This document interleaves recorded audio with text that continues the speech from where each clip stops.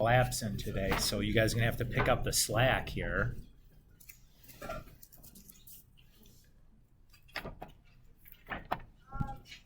And it's okay if you don't have any, but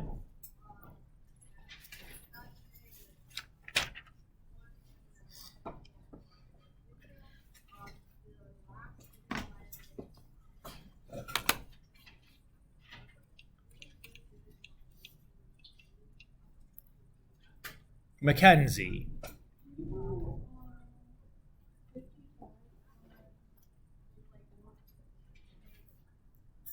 Which one?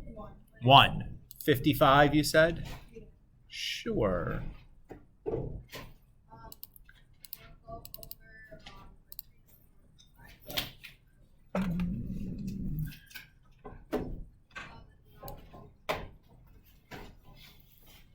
Okay.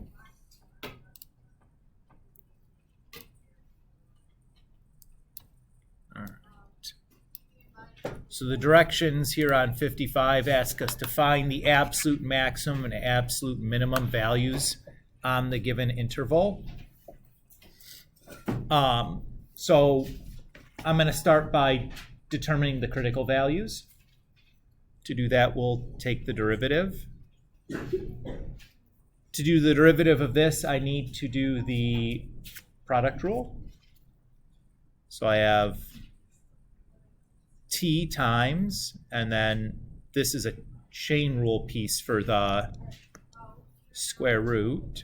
So the derivative of the outside is that, times the derivative of the inside, plus, and then the derivative of t is just 1 times that stuff. Everybody okay?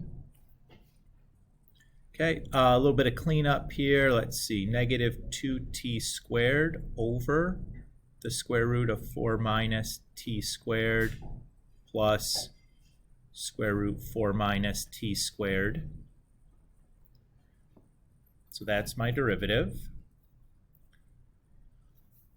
So the critical values are going to be where the places where the derivative fails to exist and are also not in the domain of f. So let's see. This is a problem, right? So derivative could fail to exist when that denominator is equal to 0. So that happens if I square both sides. We get that. And then I can factor that. So the answers are plus and minus 2. Now, minus 2 doesn't matter because it's outside of the interval that we care about. But the plus 2 does.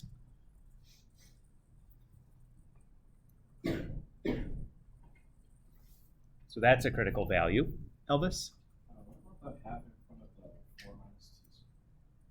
Oh, yeah, thank you.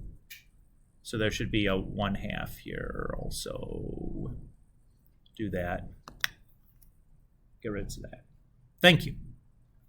That would have been a problem in just a moment. Excellent. Okay. Now, I would also have to worry about where the square root is negative, but since the square root part is also in the f, anywhere it was negative in f, it's also going to be negative in f prime, so it's any of those values aren't in the domain of f anyway, so I don't have to worry about them as critical values. The next thing I'd have to worry about, so this is where the derivative does not exist. The other place we have to worry about is when the derivative is equal to 0.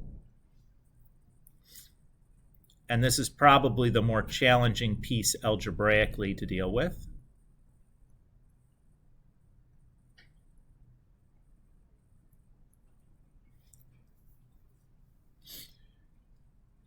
Am I on that, Mackenzie? The solving part here can be a little tricky. Here's the way to make it easy. or easier anyways. Let's do this. Multiply both sides by the denominator. That'll clear the fractions out of there. So when I distribute here, I just get negative t squared. And when I distribute here, I just get 4 minus t squared. Whoa! That's pretty nice. So I end up with 0 equals 4, so there's no solution, or no place where that derivative can equal 0.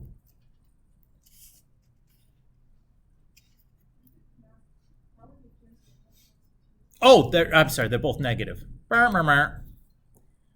Kulik, you're so dumb. Thanks. So I'll subtract over, divide by the negative 2, square root both sides. There we go. So that's a critical value.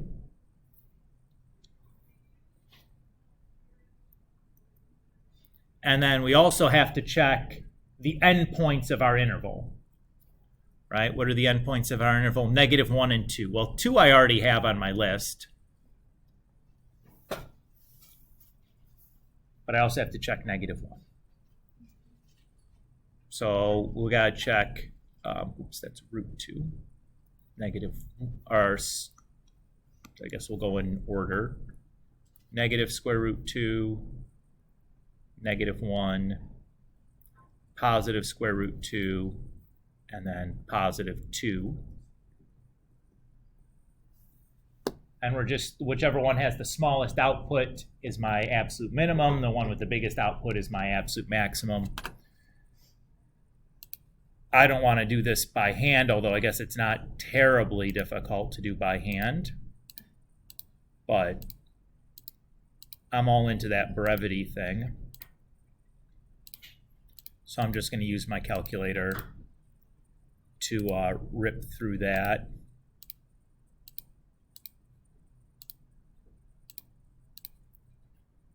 So I get square root 2 there.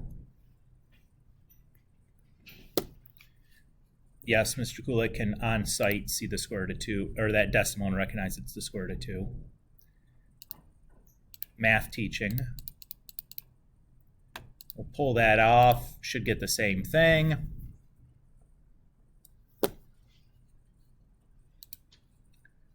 We'll plug in the negative 1. And I get that. I think that might be the square root of 3. Let's just check. Just showing off now. Yup.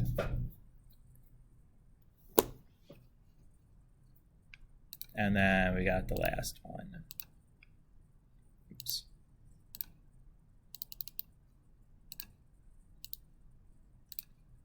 And that's 0.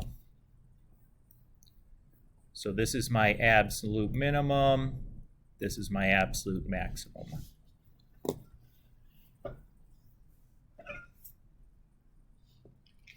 Mackenzie, is that okay? Sure. Let me just double check the, well, I guess you have the answers too. So, yep.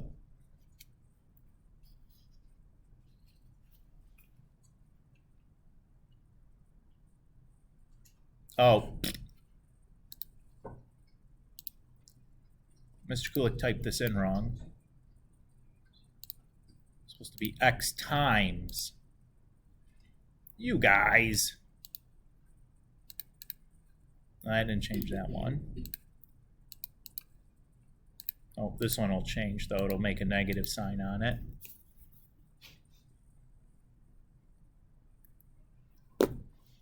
And then those ones will turn into regular 2's then.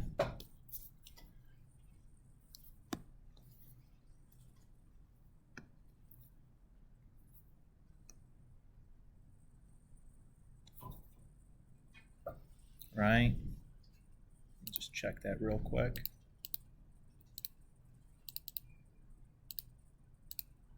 Don't do dumb stuff, guys. Yep. And then that'll be a positive 2. Yep. Okay. So this is my absolute minimum. This is my absolute maximum.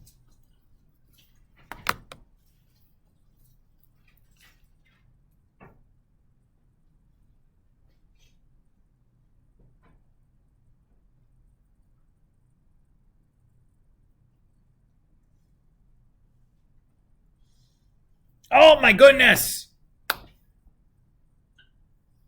What's wrong? What did I make? What mistake did I make? I just caught it.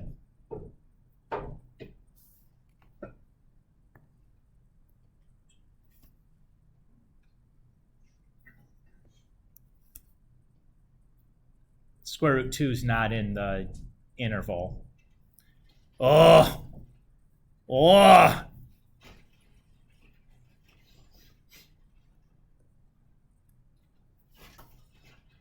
Whew. Sorry about that, Mackenzie. I made a mess out of that. But good, it's good. You're getting to see real time what are the things, like what are the easy places to make a mistake, right? I keep catching them before you guys, so that's good at least. Other than Elvis caught me on a silly derivative mistake, Mr. Kulik. Come on, you're better than that.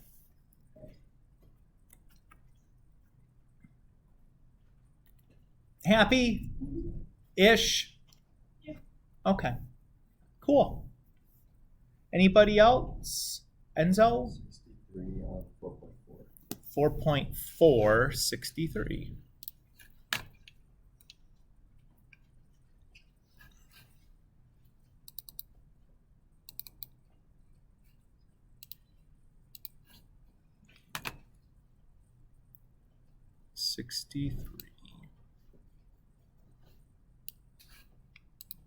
All right.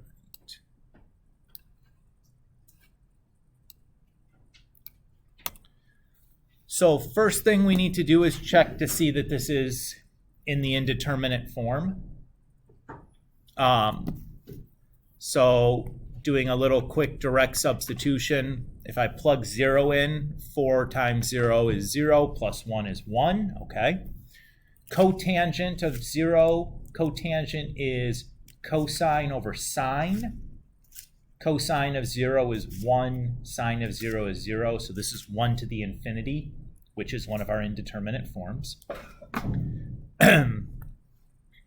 So the trick that we use when we have an exponential and it's indeterminate, we can't use L'Hopital on it directly.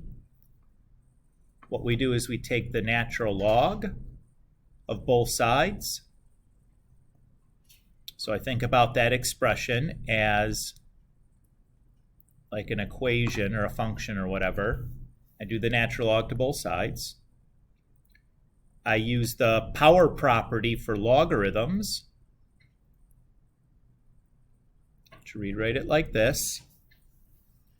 And then I'm going to rearrange this as the natural log of 4x plus 1 over 1 over cotangent, because I need to write it as a division problem in order to use L'Hopital on it. And then I'll recognize that 1 over cotangent is the same as tangent. That'll just make my life a little bit easier. Okay. So now we'll do the limit as x approaches 0 of the natural log of 4x plus 1 over tangent. So now I'm ready to apply L'Hopital.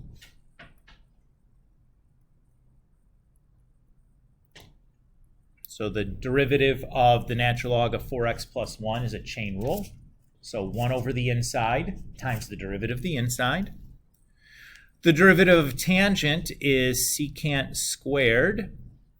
And Mr. Kulik's made a mistake here. What did I do? I didn't write my limit again. Yep. Remember, this is Mr. Kulik is picky about this because, well, it's bad mathematics, and the AP people, I guarantee, will be picky about this. Okay. Let's plug in, do a direct sub with 0 and see what we get. Plugging in 0 into the numerator, I end up with 4/5 on top. So this is looking good, right? Or I'm sorry, 4 on top, 4/5. What are you talking about, Mr. Kulik? And then secant squared of 0. Well, I know that cosine of 0 is 1. Secant is the reciprocal of cosine, so secant of 0 is 1, and 1 squared is 1. So that should do it. Oh, that's not the end though, right? Ha! Because what did we do?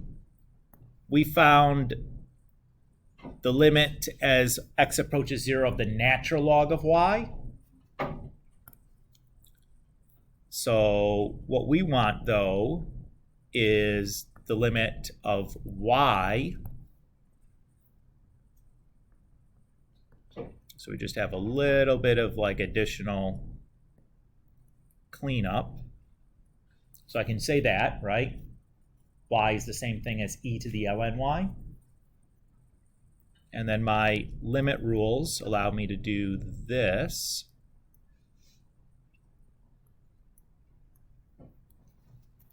And what we just got now, I can plug in. So I have e to the 4th, not just 4.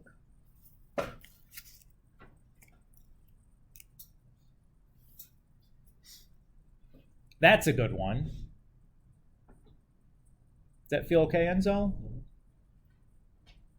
So again, when we have these exponential kinds, we're using that natural log trick on all of them.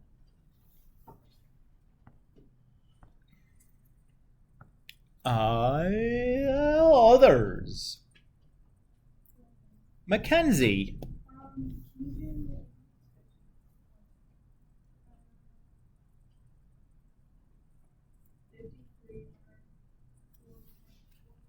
.4 number 53? Yes. Sure. Okay, insert. This is just another L'Hopital problem, right? Yes.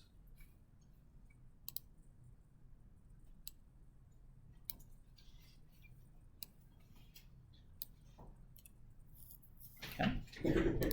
That's x approaches infinity. The screen clipping is just not great. So what did we do here? First thing we need to do is check to make sure it's in the indeterminate form. If I plug in, I get infinity minus natural log of 0 is undefined, but what's happening on the graph of natural log at 0? It's an asymptote. So this is like that infinity minus infinity kind of situation. Okay. So what we need to do then is we need to find a way to rewrite this as some kind of a quotient so that we can use L'Hopital on it.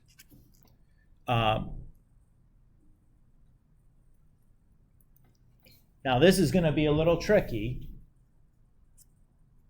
Here's what I would do. I'm going to factor out an x.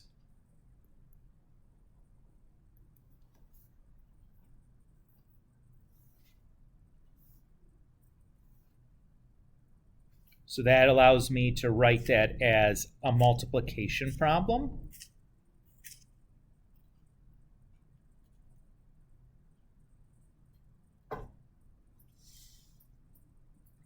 Okay, there. Okay. And, so once it's a multiplication problem, I can do like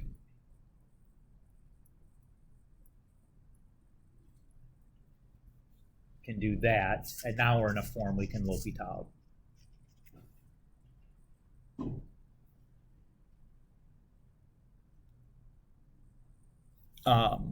Or even, I guess we don't even need this piece. If I think about it, I don't even really need that. You could do it that way, but let's just do this. This will be easier.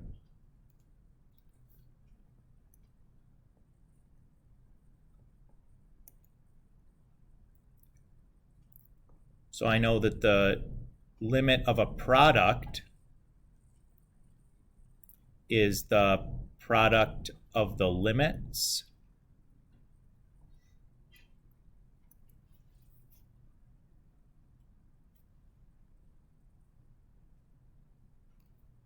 okay with that, Mackenzie?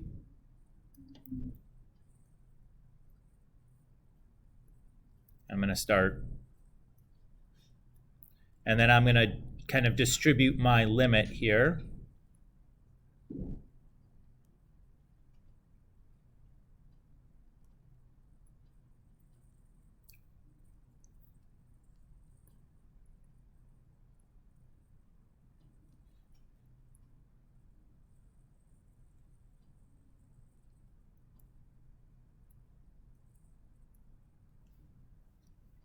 Like that.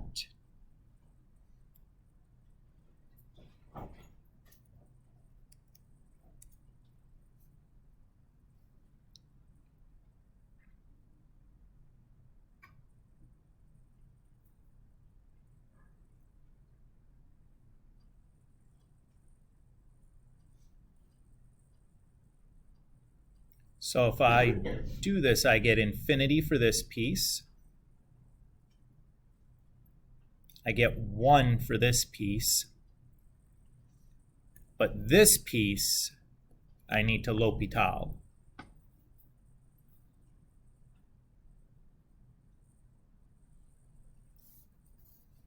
So if I do that, I get 1 over x over 1.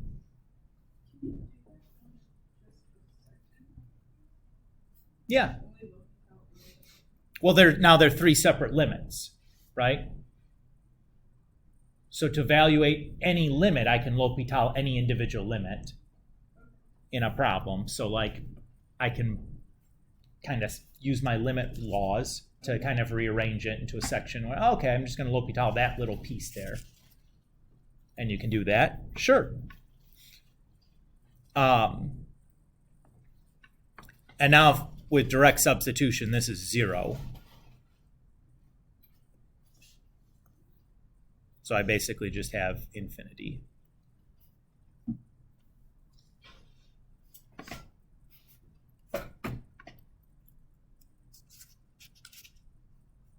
And I chose to use my limit laws to do this rather than the piece in green, just because the derivatives were going to be less annoying to deal with.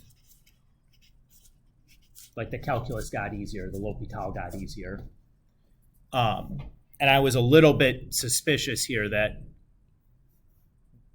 would be an issue, and I could get in a cycle where just like I keep L'Hopitaling it and I don't ever get rid of what I need to get rid of there.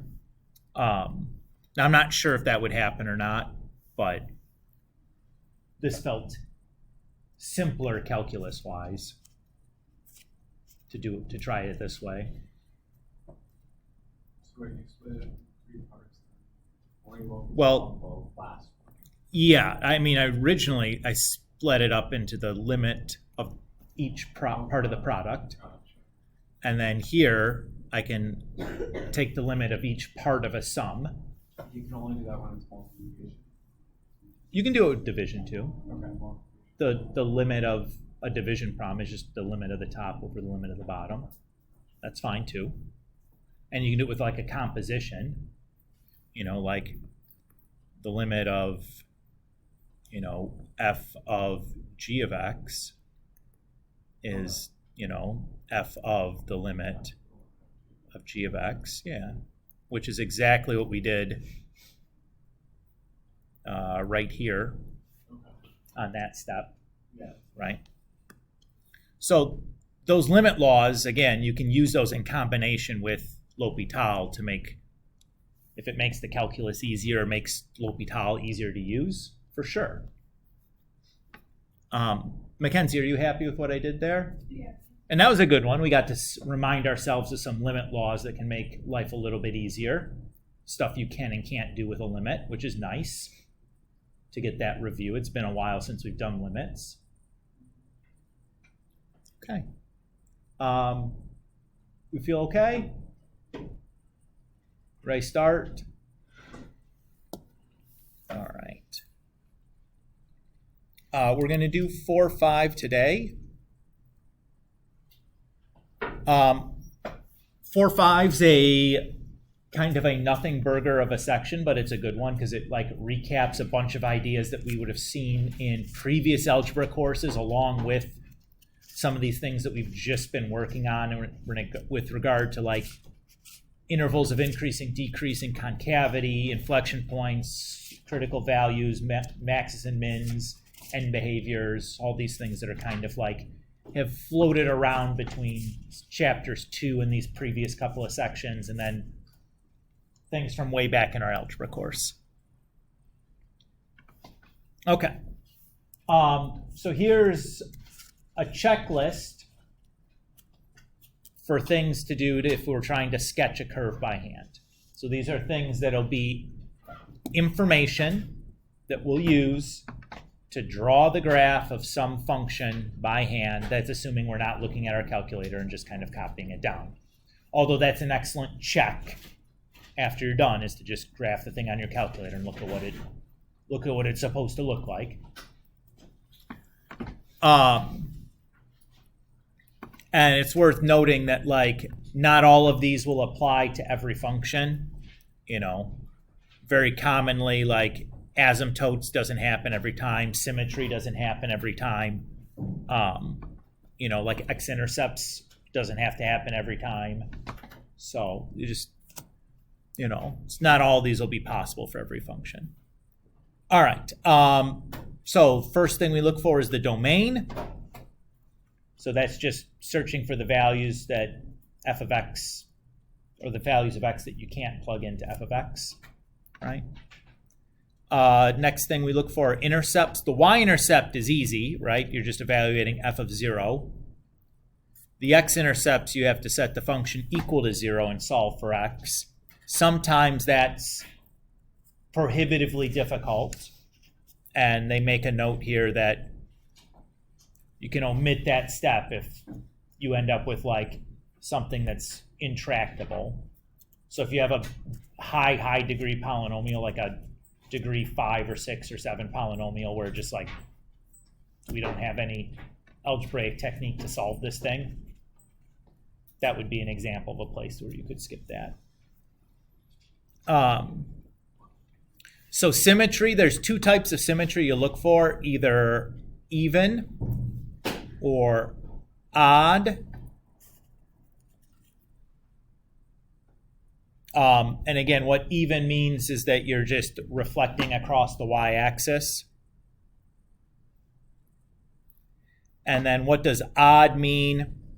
It's that you have like a 180 degree rotation about the origin, or it's basically reflect across the x and then across the y, or y and then x. It's the same result.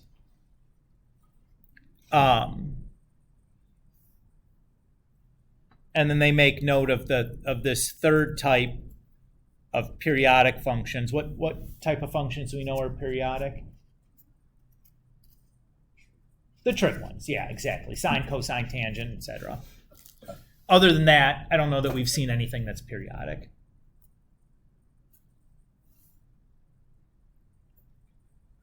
For asymptotes, there's 3 types of asymptotes. So there's horizontal asymptotes.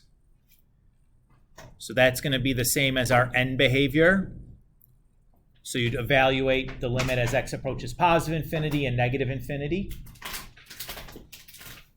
And those will give you your asymptotes or end behaviors, or horizontal asymptotes or end behaviors. The vertical asymptote, we say that x equals a is a vertical asymptote if at least one of the following is true. That the limit as f of x, or as x approaches a of f of x, is infinite. So whether it's infinite from the left, or negative infinity from the left, or positive infinity from the left, or one of those, that's what we're saying there. The slant asymptote, do you guys remember how to find that back from Algebra 2? Where does a slant asymptote most commonly come up?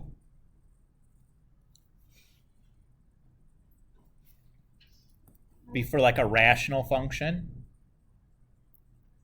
where the degree of the numerator is greater than the degree of the denominator, and use polynomial division.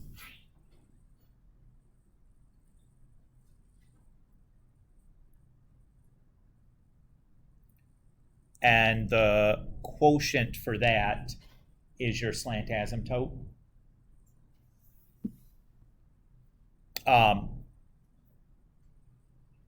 That was how we did it back in Algebra 2. That will still work.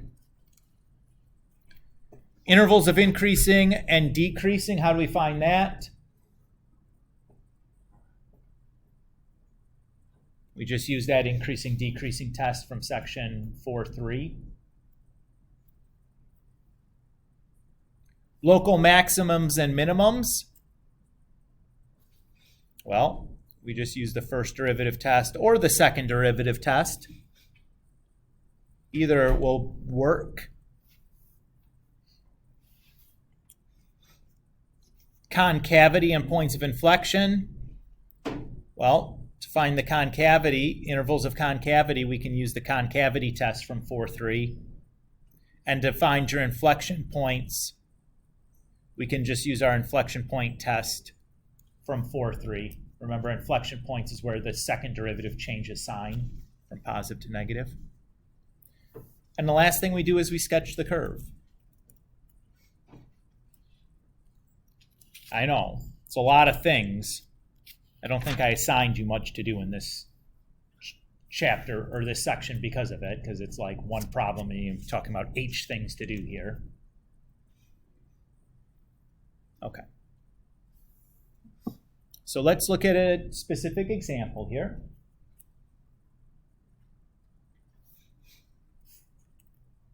All right. First thing we want to do is determine the domain. At this level, I would expect you guys to be able to look at this and be able to write down what the domain is without actually having to do anything. Can you do that?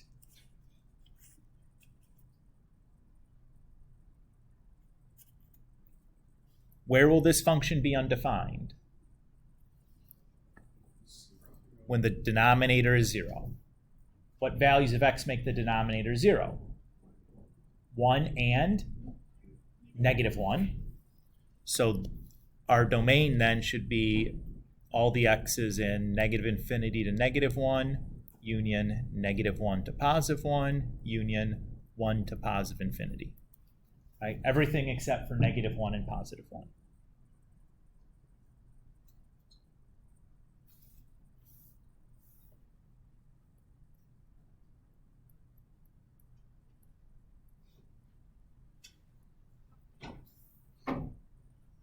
Everybody okay there?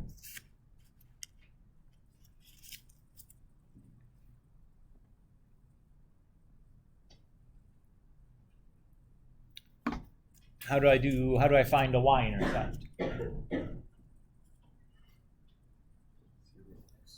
Plug 0 in for x. When I do that, I get 0 over -1, which is just 0. So 0, 0 is our x-intercept. Or y-intercept, excuse me. Now, what I said before is also correct. Everybody agree? How do I get the x-intercept?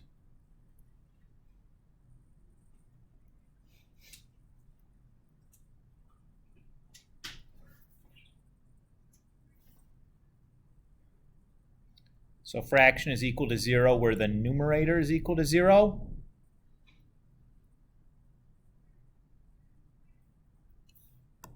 So 0, 0 is also an x-intercept.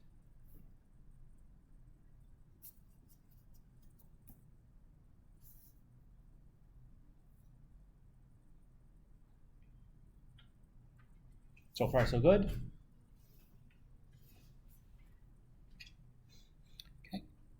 So to do the symmetry, we're going to do f of negative x.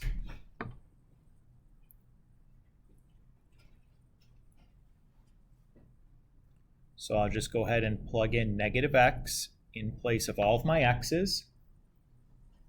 And when I simplify,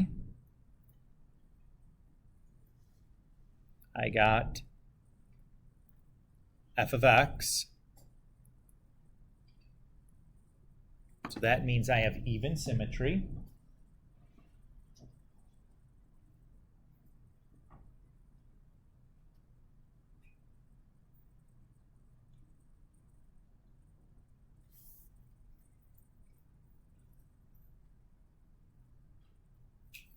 Is everybody cool so far? Remember doing this from Trig Pre-Calc last year? I think we did this at the very beginning of the year. Odd, even stuff. Mackenzie? So you would end up with like negative f of x is odd. Yep. And I think that's up here in the, was up here, right? Yeah, right here. Mackenzie, it was up here in the stuff too. Yep, no problem. All right, asymptotes. Let's do the HAs first.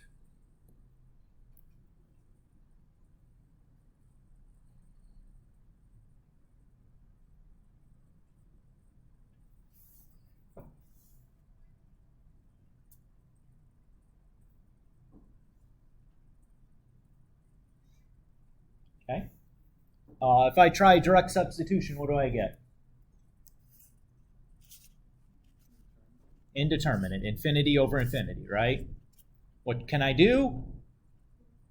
L'Hopital, or what else could I do from chapter 2?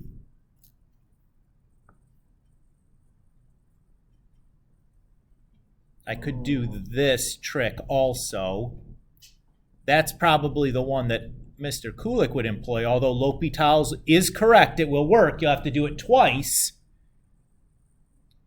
But that is okay. I'm going to choose to do this because it was one step. But L'Hopital is fine. It'll work. You need to do it twice, but it'll be just fine. Now when I do my direct sub, what do I get?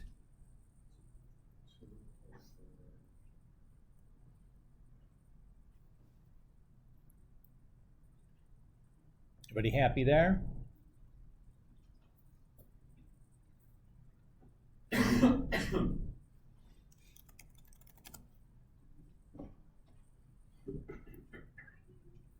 If I do the same thing for positive infinity, is anything going to change?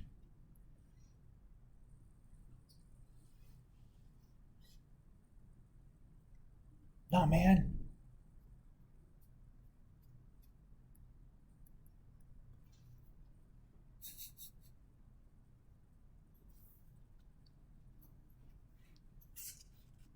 Cool? Yeah.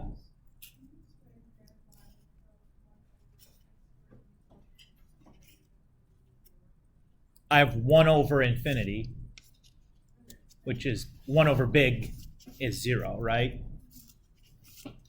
That's all you needed? Okay. Now, we also have to worry about vertical asymptotes, right? Will this thing have vertical asymptotes?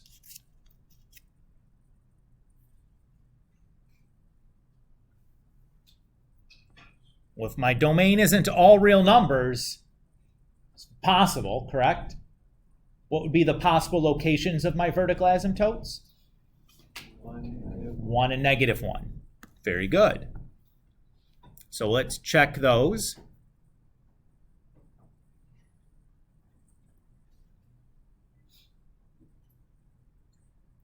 And I'll just pick a direction, say from the left.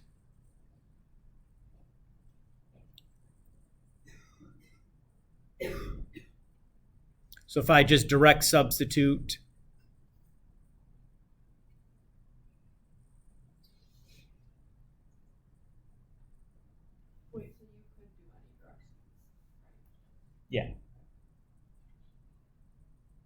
This one, it doesn't matter because you'll get the same whether you plug in from the left or the right. Both of them will give you positive infinity. It's possible that you get them disagreeing and going one negative infinity, one positive infinity. That's okay. Still means it's a vertical asymptote.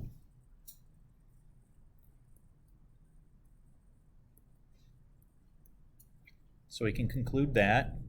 Oops. Probably can do that up here too.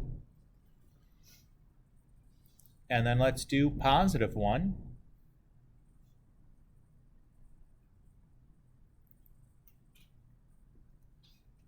Again, it doesn't really matter here because of the x squareds.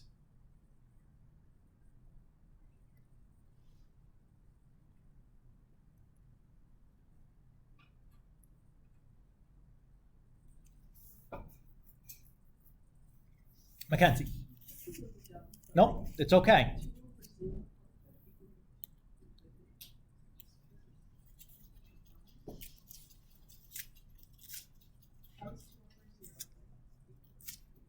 Okay. Let's say 2 over tiny is, here, let's do this way. So if I go 2 over 1, that's 2. If I do 2 over 0.1, that's 20. If I do 2 over 0.01, that's 200.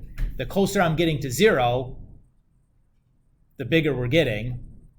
If I get infinitely close to 0, I'm going to get infinitely big.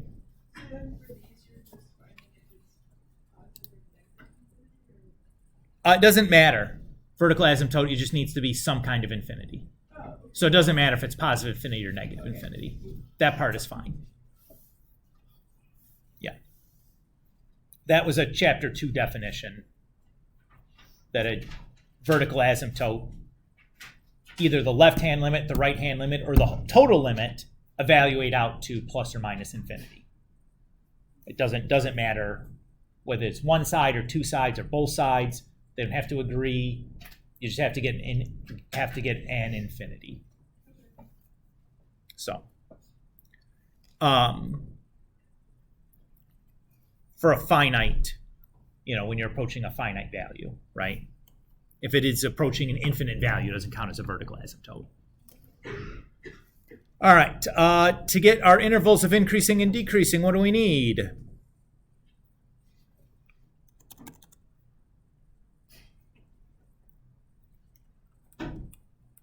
We need the derivative.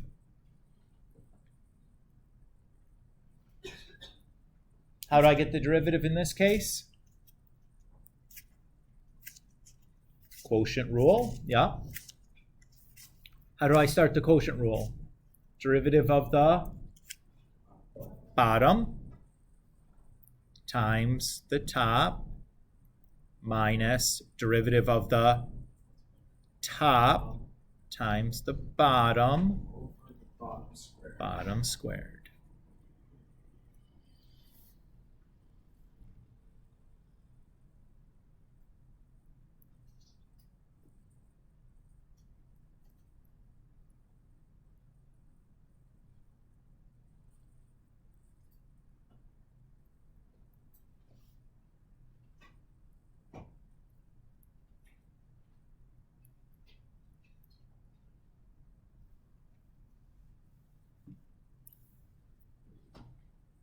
Okay.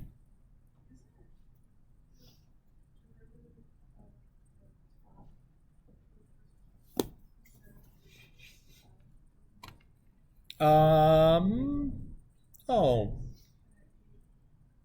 You think they're supposed to be the reversed? You think it's supposed to be that way? Oh boy, let's look it up.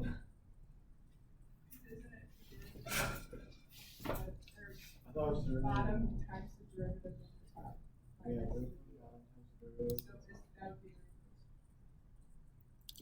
Derivative of the bottom is the top. Wait, it's the derivative of the bottom Well, is the top plus Sergio. Bottom times the derivative of the top. Yes. So Sergio's question, does it matter? Yes, it does. Then there will be a negative sign difference. Oh, true. So it's bottom times the derivative of the top minus top times derivative of the bottom is the quotient rule. So that settles it. So it should be here. So that's going to be negative plus negative. So an extra negative there.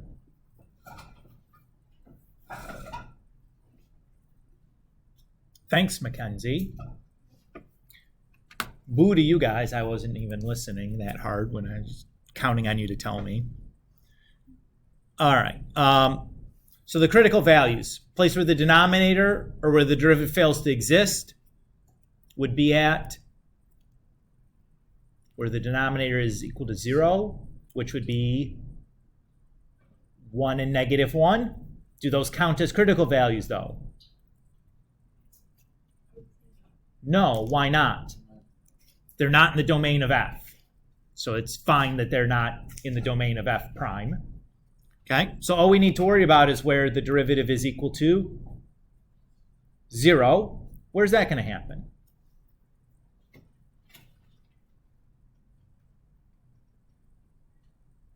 You should be able to look at this. When is a fraction equal to 0? When the numerator is 0? What value of x gives the numerator equal to 0? 0. That's our only critical value. Okay? Now, you could set the whole thing equal to 0 and do some algebra on that, but like, man, I don't have time for that. Right? I'm just going to look at it. Is that okay? Serge? You said that there was like values that were critical values, but they weren't like the range of the derivative or something like that. So the other place where we have to worry about is where the derivative does not exist. It does not exist at 1 and negative 1. Now, those don't count because f doesn't exist at 1 and negative 1. So just because something's not in the domain of f, it can't be a critical value. You know what I mean? Yeah. So there's that.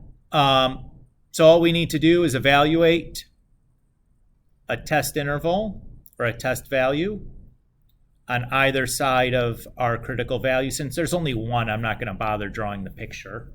Is that okay with you guys? I'm just going to pick a value on either side of 0. So when I plug negative 1 in, am I going to get a positive or negative value? Negative 4 times negative 1 is positive. The denominator, since it's something squared, is always positive, so it's positive over positive. When I plug 1 in, what am I going to get? Negative over positive.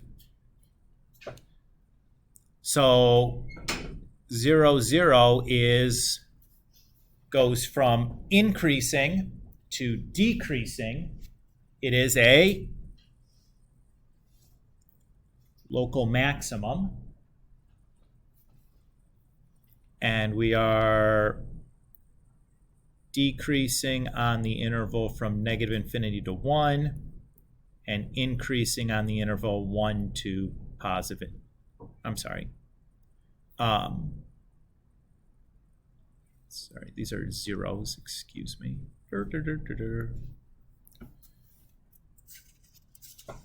Oh my goodness. And I have that reversed.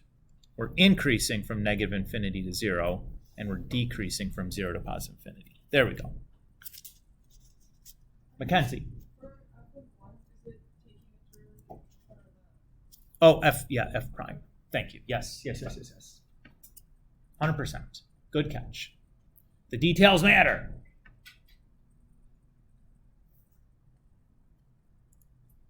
Okay. Still doing okay? So far today, I did the local maximum above. Not too bad, right? It's like a cumulative thing, so it's like a lot of different skills from a lot of different places. But like the calculus piece No big deal. All right. Concavity and inflection points. What do I need? The second derivative. Oh, yeah. Okay. What do I need to evaluate the second derivative? Or what do I use to evaluate the second derivative? The first derivative, but what am I going to have to do that derivative? The quotient rule. That's what I was trying to get you guys to say. So let's say that again. What is the quotient rule correct this time? Make sure everybody has it. Bottom.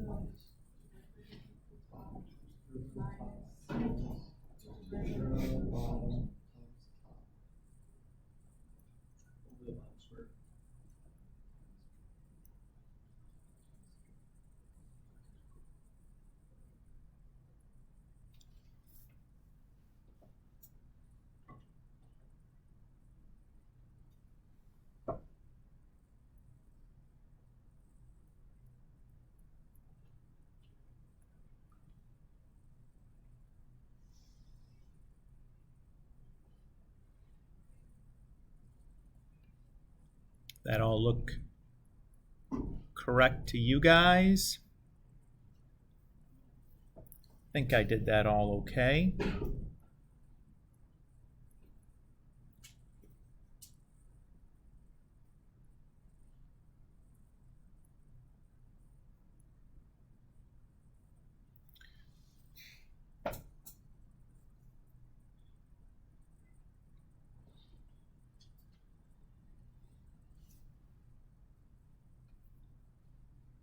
Okay.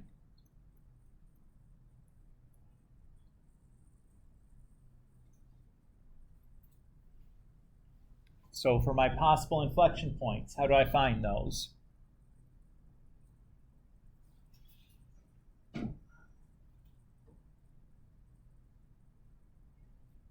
Set the second derivative equal to 0 and solve.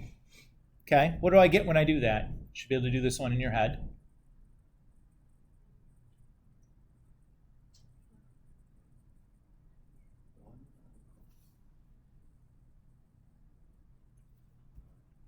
There's none. If I set 4x squared plus 4 equal to 0 and solve, I get imaginary solutions because it's like the sum of squares. Doesn't factor. I can't, like that's going to give me an imaginary solution. I don't care about those. So there's no inflection points. So to check for the concavity, should be the same concavity everywhere. So what's going to be the easiest value to plug in if I have my choice? Well, 0. What do I get there? 4, right? So that's greater than 0, so we are concave up from negative infinity to positive infinity.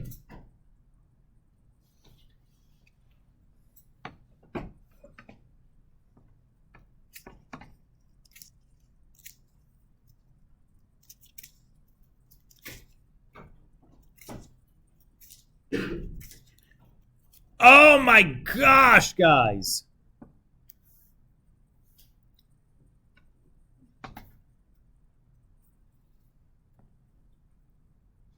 All of this is wrong. Well, not all of it, but like most of it is wrong. Where's my mistake?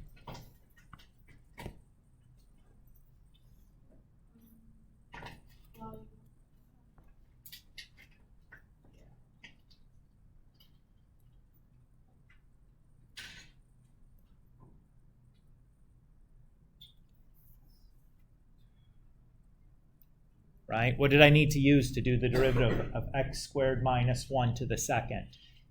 Chain rule. What did I screw up? The chain. I'm going to pause here for a moment while everybody updates what they're working on. I know that's really inconvenient. I apologize. I asked you if it was okay, though, after I did it. Nobody said it was wrong. Don't trust me. I make mistakes, too. the good part is I caught it before we started trying to graph this thing, and I'm like, this doesn't make any sense. Why is this being dumb? And that's why. Okay.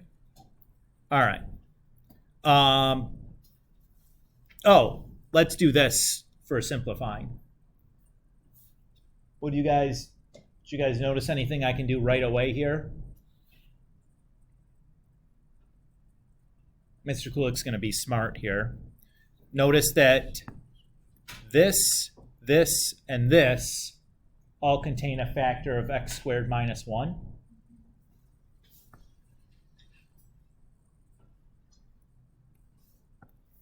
So I'm going to do that reducing to start before I start simplifying before I distribute things out on the top.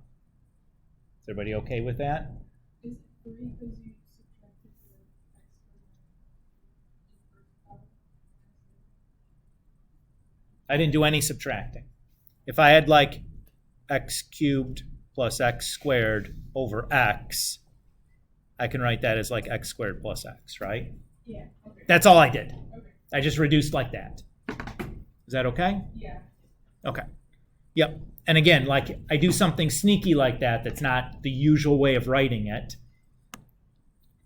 It's okay to ask, and I'll give you something simpler so you can see like an analogy of what I did.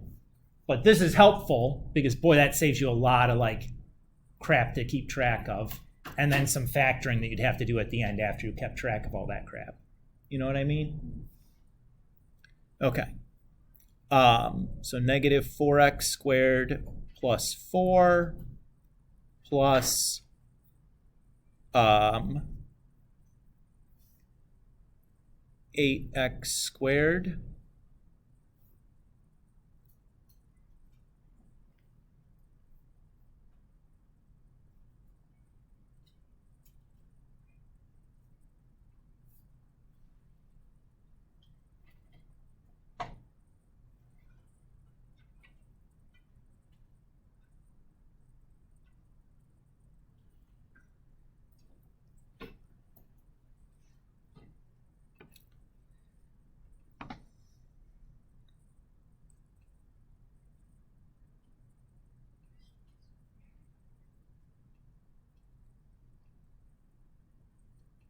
Oh, okay.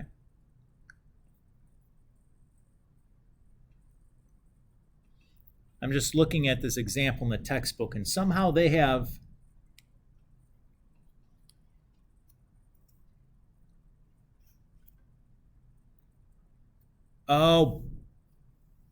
boogers. Here. That needs to be in there also. That's a 2. Why is that? What was that 2 from? From the power rule when I used the chain rule, right? Boy, I just royally just pooched this one, guys. Yeah, we can just move on. We're not just going to move on. We don't quit in this class. You bunch of quitters. Well, No. Life is too short.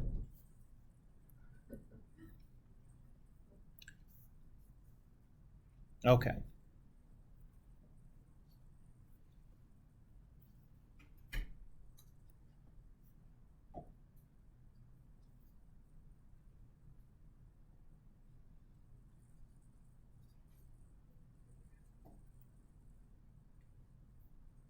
So we still have the same thing. There's no possible inflection points. However, this curve is going to change in concavity. Where can it change in concavity even though there's no inflection point? Yeah, where can it change concavity from concave up to concave down even though I don't have any inflection points?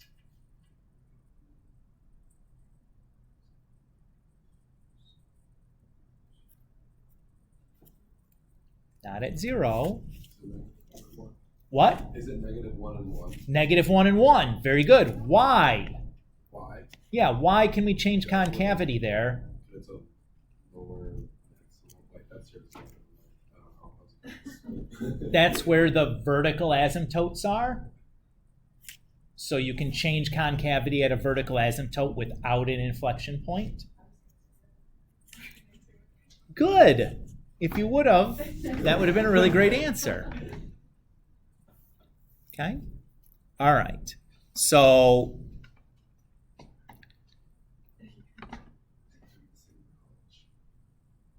we're just going to pick some test values here.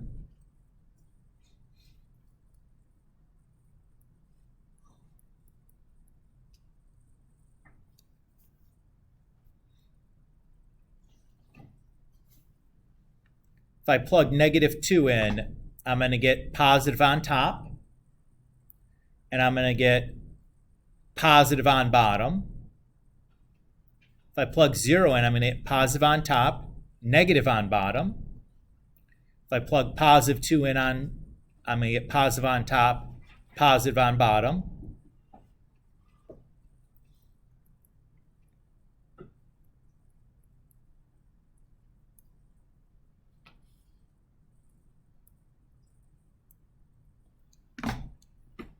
So that gives me my intervals of concavity.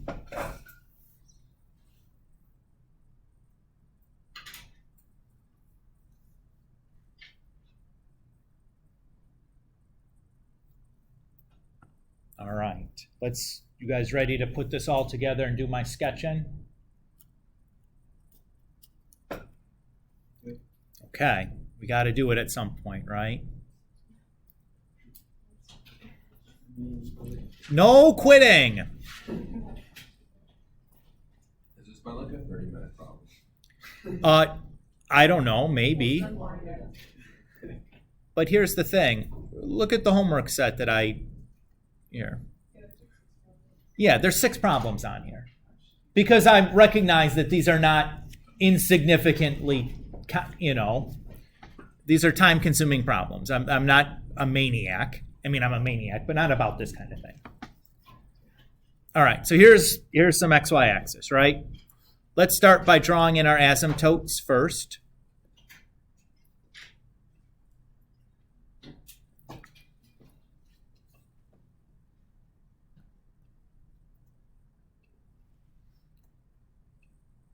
That's just so dumb of me. I'm going to put that here.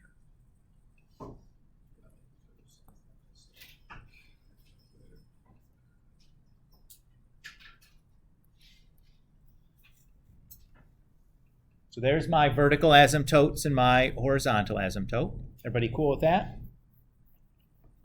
Next thing I'm going to do is I'm going to plot my let's pick a more obnoxious color. I'm going to plot my y-intercept,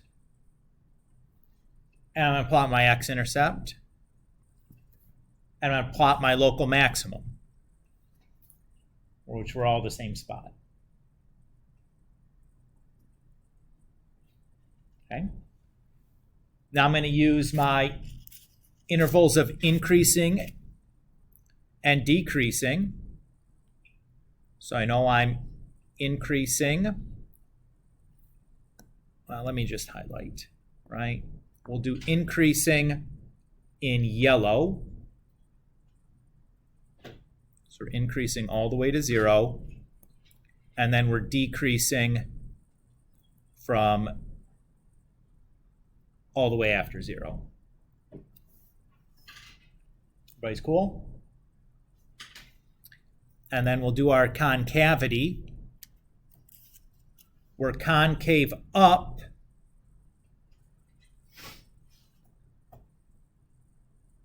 before -1 and after +1. And then we're concave down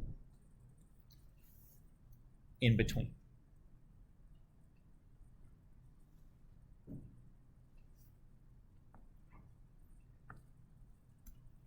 All right.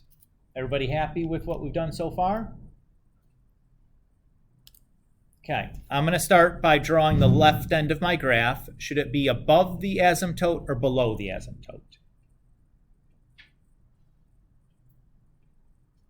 Should I be starting above or below? Well, remember, we're increasing here, so it needs to start above. There you go. And since it's concave up, I need it to look like that.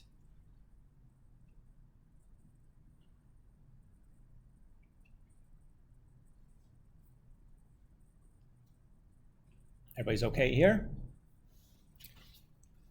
The next part I'm going to draw is this piece in between the vertical asymptotes. Should I be starting at the top of the asymptote or from the bottom of the asymptote?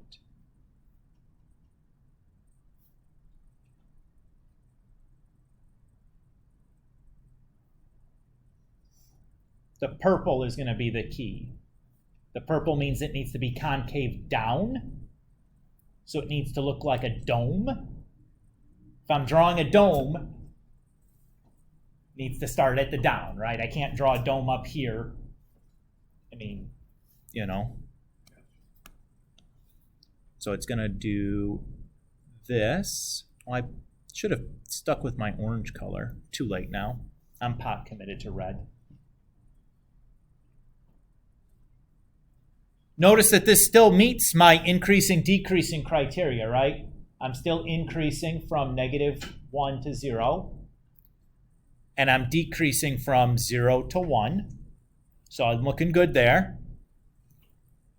Now, the green is decreasing, right? So should I be starting from which side of my vertical asymptote, the top or the bottom? The top. Because we're decreasing, we have to go down, and then we'll follow the asymptote. Does that feel okay with what we did there? Now I know it took a long time. It's okay. We might just have the one example today. I don't know that we'll get to another one. But that's okay. I liked spending some time and doing this carefully and slowly and kind of talking our way through it.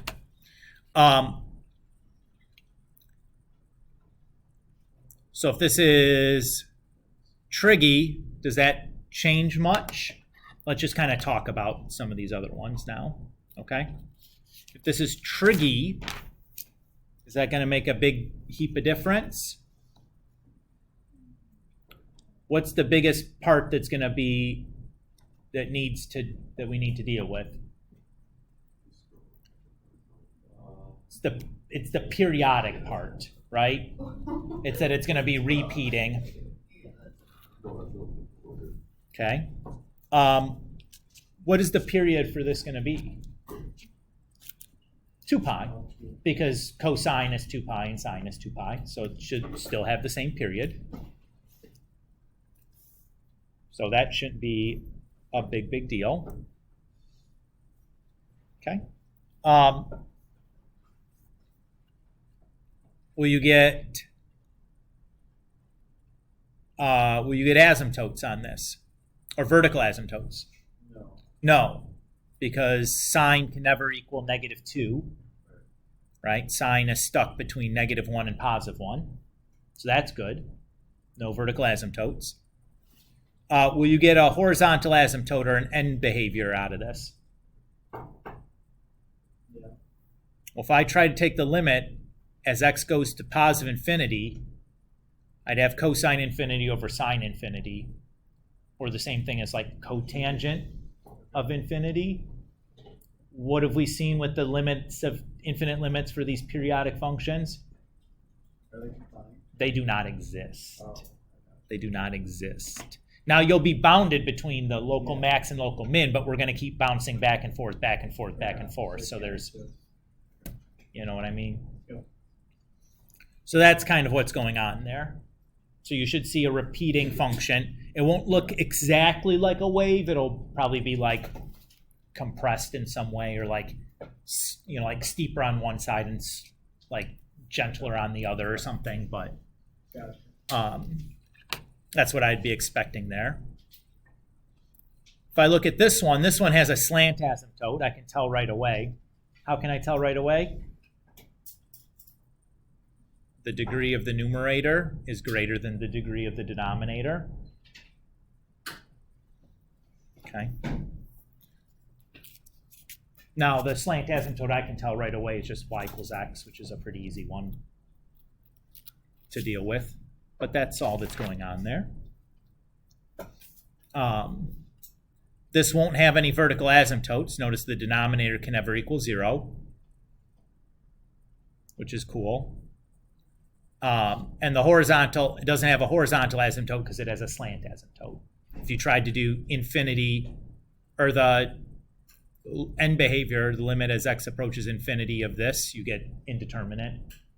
Now, you could L'Hopital that and get infinity, but that's fine. That's still the same as a slant asymptote, right? Just going to infinity. Just tells you which end is slanting up or down. That's fine. Yeah, so I picked a couple of these. I think even I think a couple of these even are don't sketch. Just like do some part of it, but don't do the sketch. So it's not even like all of these are use the guidelines to sketch the curve. I think 4 of them are, and the other, the last 2 are just like do something, like one thing of it. Is that okay? Next class, we'll talk about getting the drops in and talk about whether individually we want to do a doubled high test score, do a retake, and get that scheduled out. Everybody cool with that? And again, we talked a little bit about exam format. That's the exam format I'm going to use, the one I described to. I'm just still in the process of like writing the exam. Is the format on here? I haven't written anything down yet. It was just what we talked about last time. Okay. But I would say tentatively, like we've done 3 chapters, 2, 3, and 4. The question distribution is probably going to be like 3/4 from 3 and 4 and 1/4 from chapter 2. It's probably about where I'm going to end up. There's a lot more long-term important stuff from 3 and 4 than there was from chapter 2. But once I have the exam kind of finalized, I'll get you some study stuff together to work on. Everybody cool? Otherwise, just giving you a heads up of kind of where we're at. And again, Paul, once I have the exam written, I'll get all the details like written down in one place. I just don't want to write it down and be like, oh yeah, I end up changing it. Oh yeah, I end up changing it. Oh yeah, I end up changing it. Right. Like we're just kind of giving you broad strokes Yeah. till I have like something in stone for you. Yep. Cool. Everybody's okay? We made it? Okay. Just as an FYI, 4.7 is the tough section in this chapter. That's the next one we're going to do. We're skipping 4.6. It's like a continuation of 4.5. 4.5, I think, is plenty for that topic. 4.8 is a pretty neat idea. Like it's a neat idea, and it's relatively easy to do. And I'll show you how to do it entirely on the calculator by just like setting it up and then just pressing enter over and over and over again, and it'll get whatever answer you need out of it. And then 4.9 is our introduction to like integral calculus. That's what second semester will be about. So first semester is like all derivatives. Second semester is going to be going backwards. So if I have a derivative, how can I recover the original function from it? That'll be the focus of second semester. And our very first piece of that is this antiderivative idea that will start in 4.9. And then that idea will continue through second semester. Exciting. Yeah.